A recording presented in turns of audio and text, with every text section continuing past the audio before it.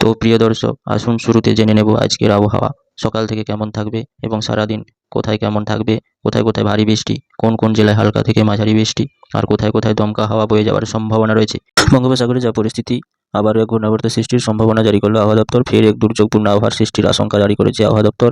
বঙ্গোপসাগরে আবার এক ঘূর্ণাবর্ত সৃষ্টি হতে চলেছে। তবে আজকের দিনে পশ্চিমবঙ্গের বিভিন্ন উপকূলবর্তী জেলাগুলোতে কেমন থাকবে, পশ্চিমবঙ্গের উপকূলবর্তী জেলা কলকাতা, হাওড়া, হুগলি, উত্তর চব্বিশ পরগনা, দক্ষিণ চব্বিশ পরগনা এইসব জেলাগুলোতে দেখতে পাচ্ছি আজকে উত্তরে শীতল বাতাস ক্রমশ প্রবেশ করায় জাঁকিয়ে শীত পড়ার একটা আশঙ্কা প্রকাশ করেছে আবহাওয়া দপ্তর। আবহাওয়া দপ্তর এও জানিয়েছে পুরুলিয়া, বাঁকুড়া এবং বীরভূম, বর্ধমান আর উত- বর্ধমান আর মুর্শিদাবাদ এইসব জেলাগুলোতে উত্তরে শীতল বাতাস প্রবেশ করবে এবং সকাল থেকে রৌদ্র জলাবদ্ধ থাকার একটা আশঙ্কা প্রকাশ করেছে।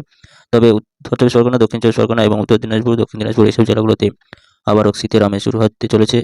উত্তরবঙ্গের বিভিন্ন জেলাগুলোতে দেখতে পাচ্ছি হালকা মেঘলা থাকলেও তেমন ভারী দুর্যোগের সম্ভাবনা আজকে নেই। উত্তরবঙ্গ সহ দক্ষিণবঙ্গের বিভিন্ন জেলাগুলোতে আজকের দিনে তেমন মহাদুর্যোগের বা ঘূর্ণিঝড় বা বৃষ্টিপাতের সম্ভাবনা আজকে নেই, তবে জাঁকিয়ে শীত পড়ার একটা সম্ভাবনা রয়েছে।